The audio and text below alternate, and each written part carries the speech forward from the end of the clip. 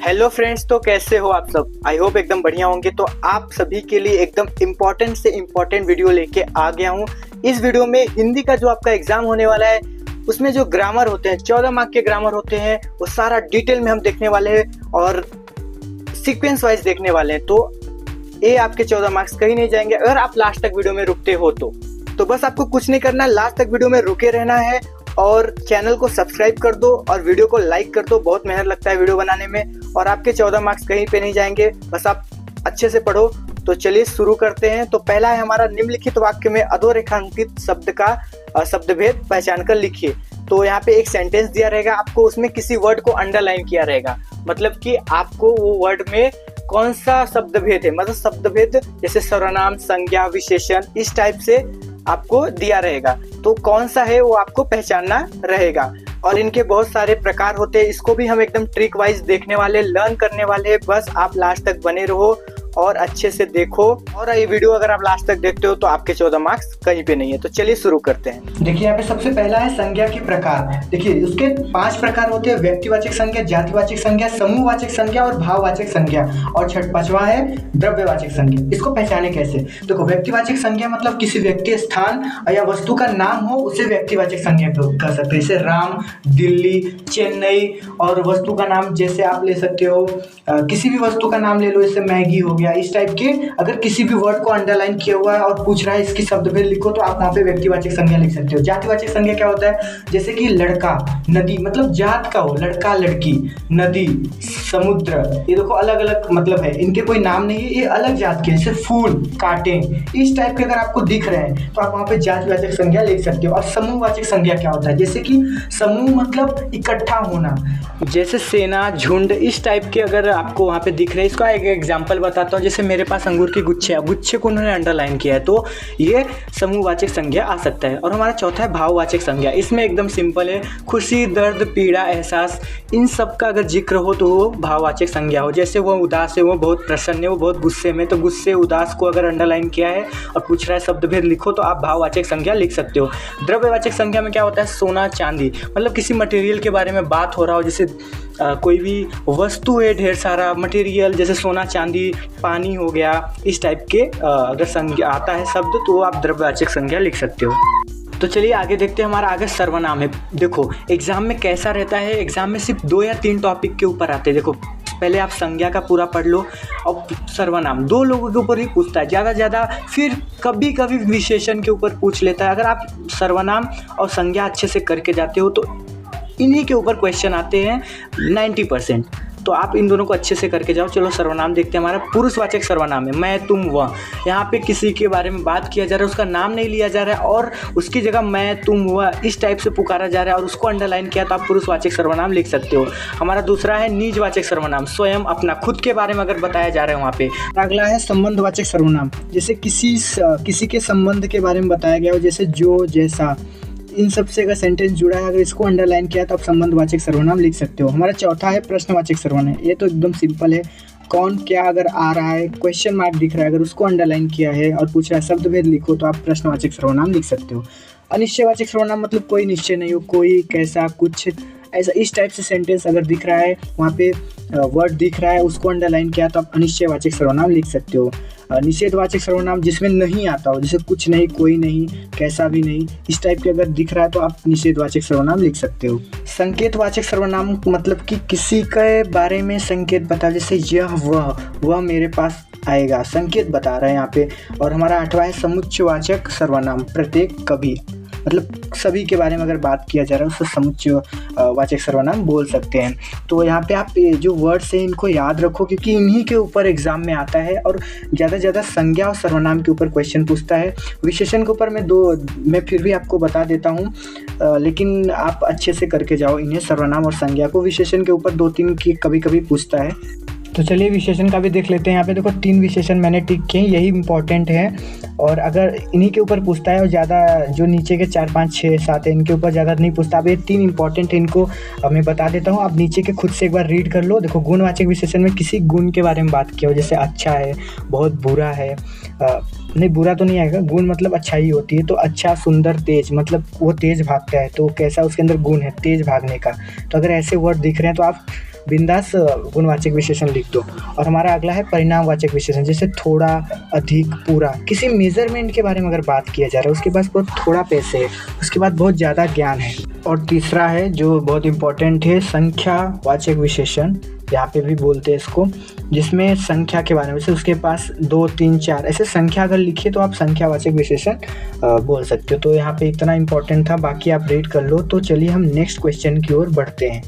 तो यहाँ पे हमारा दूसरा क्वेश्चन है, निम्नलिखित अवयव में से किसी एक अवयव का अर्थपूर्ण वाक्य में प्रयोग करो। तो बस इसको कुछ नहीं करना, किसी वाक्य में प्रयोग करके आपको लिख देना है, बस आपको मार्क्स मिल जाएंगे। इसमें कुछ ग्रामर का उपयोग नहीं करना है।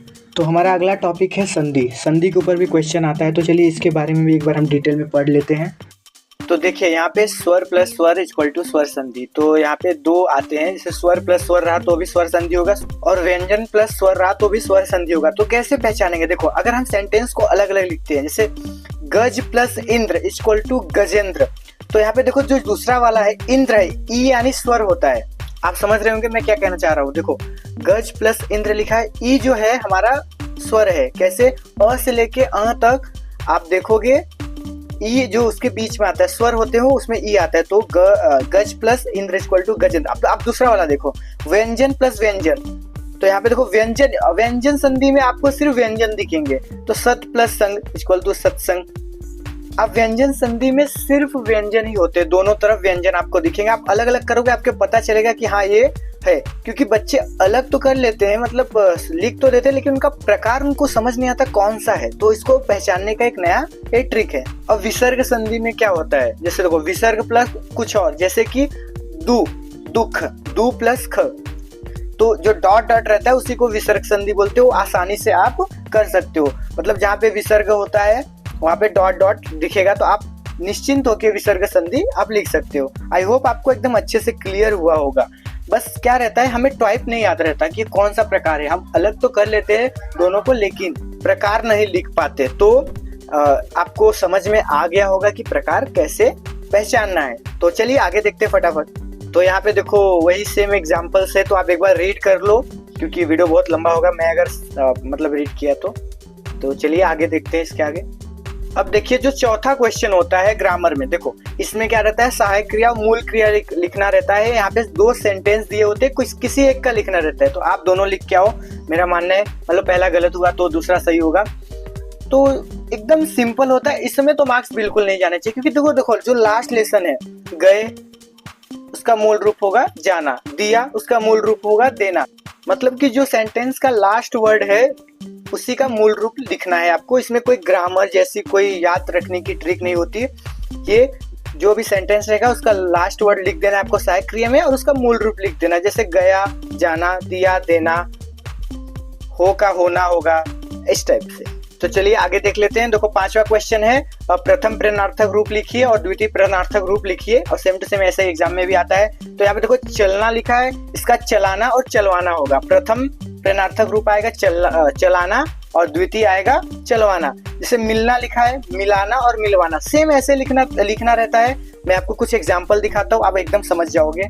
तो यहाँ पे देखिए एग्जाम्पल से देखिए, पहला क्या है, चलना, चलाना, चलवाना, पढ़ना, पढ़ाना, पढ़वाना, लिखना, लिखाना, लिखवाना, खाना, खिलाना और खिलवाना, पीना, पिलाना, पिलवाना, बनाना, बनवाना, बनवाना, और धोना, धुलाना, धुलवाना। इसी टाइप से है, आप एक बार रीड कर लो, देख लो आगे भी।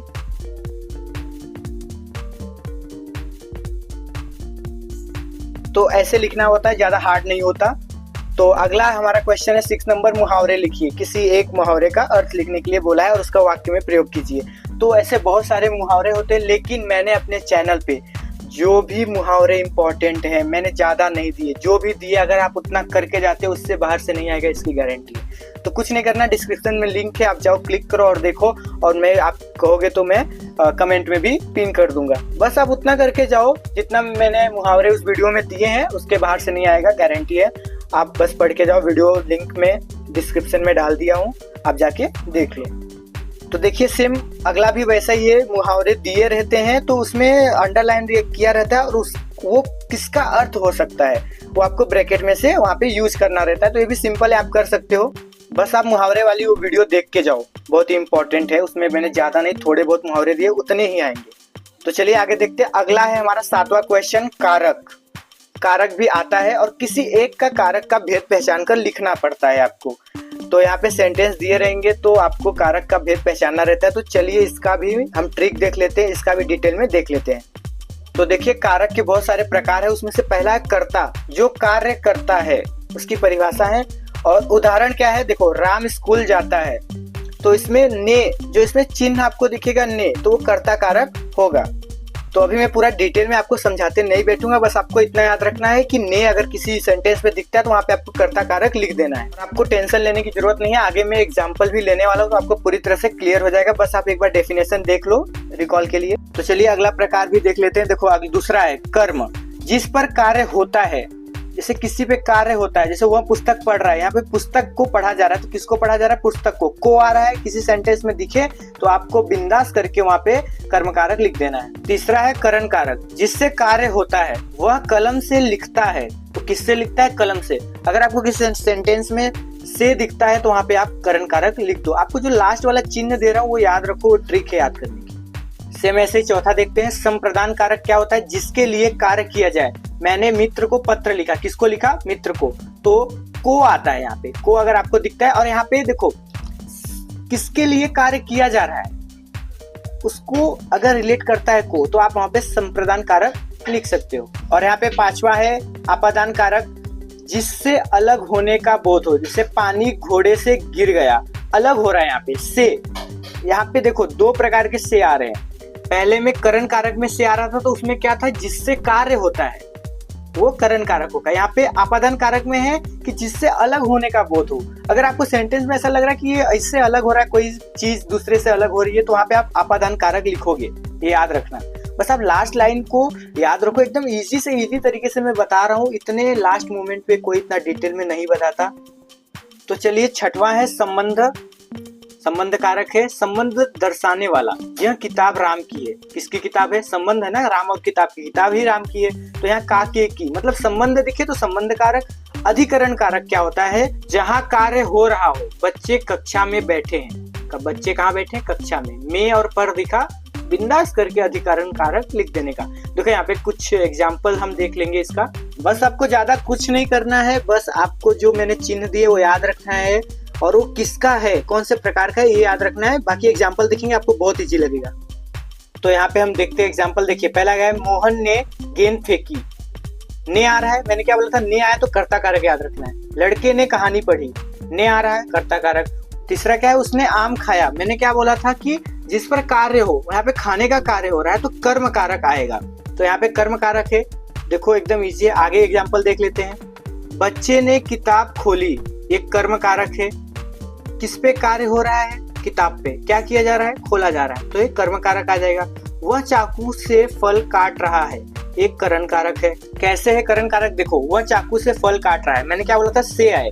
और यहाँ पे किस पर कार्य हो रहा है, फल पर, किसके द्वारा, चाकू द्वारा, से आ रहा है मतलब करण कारक। और यहाँ पे सेंटेंस में देखो कि वो सेंटेंस क्या बोल रहा है। यहाँ पे भी देखो कलाकार ने ब्रश से चित्र बनाया, तो यहाँ पे देखो किससे चित्र बनाया, ब्रश से, क्या बनाया, चित्र बनाया, तो यहाँ पे भी से आया, ये भी करण कारक है। आई होप आपको अच्छे से समझ गया होगा, अगर समझा तो वीडियो को लाइक करो। चलिए फटाफट अगले टॉपिक को जाते हैं। तो यहाँ पे हमारा 9वां है विराम चिन्ह। इसमें आपको अपने दिमाग से लगाना पड़ेगा कि सेंटेंस के ऊपर डिपेंड रहता है कि कौन सा विराम चिन्ह लगेगा, तो इसमें भी कोई ग्रामर का यूज नहीं करते। तो हम इसके आगे वाला टॉपिक देखते हैं जो काल है, इसको डिटेल में देख लेते हैं एक बार। देखिए काल के 3 प्रकार होते हैं, वर्तमान काल, भूतकाल, भविष्य काल।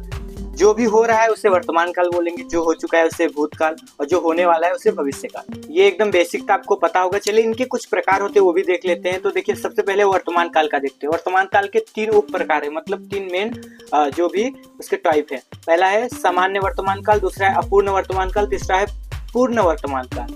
तो वह खेलता है, ये सामान्य हो गया, और वह खेल रहा है।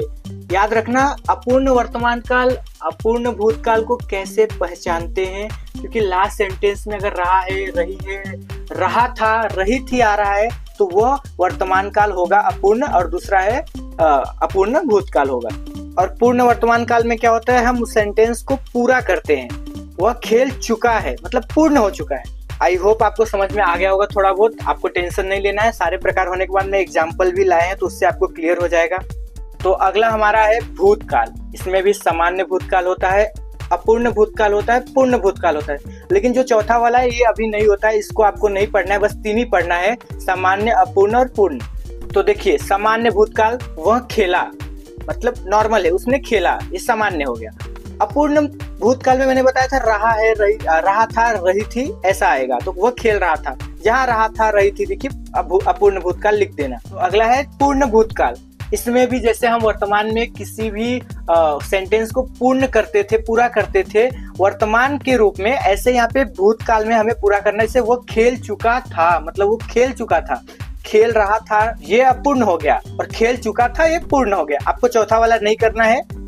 तो चलिए हम भविष्य काल का देख लेते हैं एक बार। आई होप आपको समझा हो। तो अगला हमारा भविष्य काल है। तो इसके भी सिर्फ 2 प्रकार होते हैं, ऐसे तो 3 होते हैं, लेकिन आपको सिर्फ 2 पढ़ने हैं, सामान्य भविष्य काल और अपूर्ण भविष्य काल।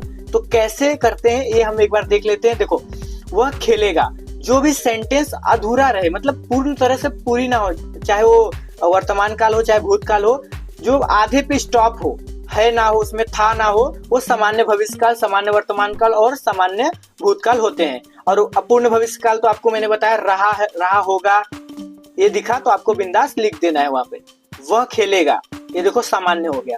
वह खेल रहा होगा, रहा होगा आया अपूर्ण भविष्य काल। वह खेल चुका होगा, पूर्ण भविष्य काल। आप पूरा करके जाओ, जिस तरह का आपको सेंटेंस दिखेगा आप वैसा लिख के आइएगा। आपको फिर से बता दे रहा हूँ, सामान्य वर्तमान काल में सेंटेंस आधा रहता है, जैसे वो खेलता है, लास्ट में ता वगैरह अगर दिखा ना, और जिस तरह से है रहा तो आपको वर्तमान काल लिख देना है, सामान्य वर्तमान काल। अगर था रहा तो आपको सामान्य भूतकाल लिख देना है, और रहा है, रही है, ये वर्तमान में आ जाएंगे अपूर्ण वर्तमान काल, और रहा था, रही थी, ये अपूर्ण भूतकाल में हो जाएंगे। और भविष्य काल का तो आपको इजीली समझ में आ गया होगा। आई होप आपको इजीली क्लियर हो गया होगा। तो चलिए इसके कुछ एग्जाम्पल ले लेते हैं, आपको अच्छे से समझ में आ जाएगा। तो पहला है राम रोज मंदिर जाता है।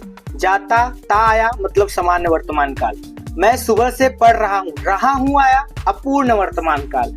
गीता स्कूल जा चुकी थी, पूर्ण भूतकाल, थी आया, मतलब वो हो गया है कार्य, जा चुकी थी। जब वो आया तब मैं सो चुका था, ये भी चुका था आया, मतलब मैं सो चुका था, ये भी पूर्ण हो गया। तो चलिए आगे देखते हैं, कुछ और सेंटेंस है। तो यहाँ पे देखिए, हम कल बाजार गए थे, सामान्य भूतकाल आएगा। अगले साल मैं नई कार खरीदूंगा, सामान्य भविष्य काल, खरीदूंगा। वह मैच खेल रहे होंगे, यह अपूर्ण भविष्य काल हो गया। जब तुम पहुंचोगे मैं किताब पढ़ चुका होऊंगा, पूर्ण भविष्य काल।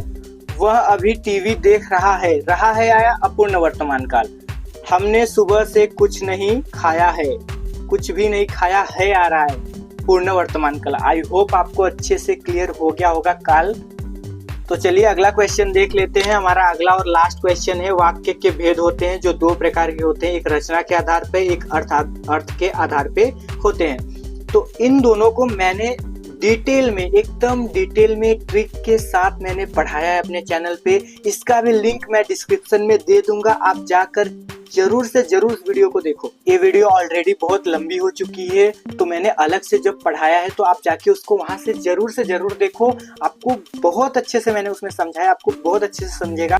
तो ऐसे ही ग्रामर आते हैं और इसी टाइप से आने वाले हैं आपको एग्जाम में, आपको क्वेश्चन पेपर में सेम टू सेम ऐसे सीक्वेंस के साथ आपको ऐसे ही ग्रामर देखने को मिलेगा।